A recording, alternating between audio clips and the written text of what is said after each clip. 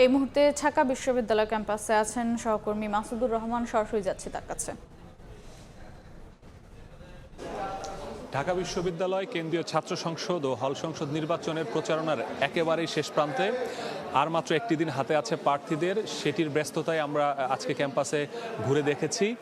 আর এইসব প্রচারণা ছাপিয়ে যে বিষয়টি প্রার্থীদের মধ্যে সবচেয়ে বেশি আতঙ্ক কাজ করছে সেটি হচ্ছে অনলাইন প্রোপাগান্ডা।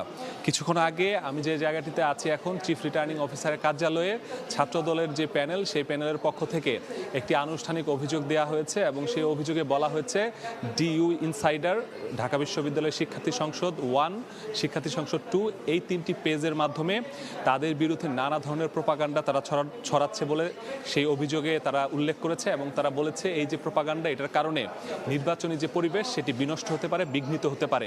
সে কারণে এই 3টি পেজের সহ আরও বেশ কিছু পেজ রয়েছে যেগুলো এই ধরনের প্রোপাগান্ডা করছে বলে তারা অভিযোগ করেছে। এবং সেগুলোর বিরুদ্ধে দ্রুততম সময়ে ব্যবস্থা না নিলে তাহলে এই যে সামনে এতদিন ধরে সুষ্ঠুভাবে উৎসবমুখর পরিবেশে ডাকসুজি ভর্তি হচ্ছে সেটি বিঘ্নিত হওয়ার যে আশঙ্কা, সেটি কিন্তু ছাত্রদলের পক্ষ থেকে তাদের যে এজিএস প্রার্থী সে কিন্তু কিছুক্ষণ আগে সংবাদ সম্মেলনের মাধ্যমে আমাদের সামনে তুলে ধরেছে।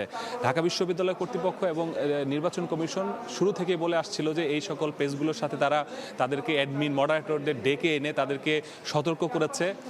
গতকালকেও আমরা সংবাদ সম্মেলনে দেখেছি নির্বাচন কমিশনের পক্ষ থেকে কড়াভাবে বলা হয়েছে যে এদের যারা নির্বাচনে প্রার্থিতা করছেন, এই সব পেজ পরিচালনার দায়িত্বে নিয়োজিত অ্যাডমিন বা মডারেটর, তাদের বিরুদ্ধে তারা কঠোর ব্যবস্থা নেবেন, প্রয়োজনে প্রার্থিতা বাতিল করবেন। তবে এখন পর্যন্ত দৃশ্যমান কোনো অ্যাকশন আমরা দেখতে পাইনি। কিছুক্ষণ পরে হয়তোবা নির্বাচন কমিশনের পক্ষ থেকে একটি সংবাদ সম্মেলন করা হবে, সেখানে আবারও জানতে চাওয়ার চেষ্টা করব আমরা যে এই যে যেই সকল পেজগুলোর বিরুদ্ধে একের পর অভিযোগ আসছে, বিভিন্ন প্যানেল থেকে অভিযোগ দেওয়া হচ্ছে, তাদের বিরুদ্ধে আসলে কেন ব্যবস্থা নেওয়া যাচ্ছে না।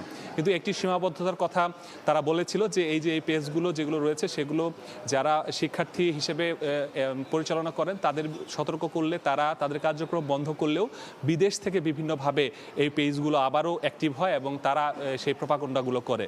দেশের বিরুদ্ধে ভিতরে যারা করে তাদের বিরুদ্ধে ব্যবস্থা নিতে পারলেও বিদেশে যারা বসে করছে তাদের বিরুদ্ধে আসলে বিটিআরসি এবং ডিএমপির পক্ষ থেকে অপারগতা স্বীকার করা হয়েছে যে তারা তাদের বিরুদ্ধে কিছু করতে পারছে না। তো এই মুহূর্তে এই অবস্থায় এসে দাঁড়িয়ে যে কমিশন বলেছিল যে তাদের বিরুদ্ধে তারা আসলে আইসিটি আইনে মামলা করবে, তবে আসলে মামলা করবে কিনা সেটা হয়তো বা নির্বাচন কমিশনের যে সংবাদ সম্মেলন সেখানে উঠে আসবে।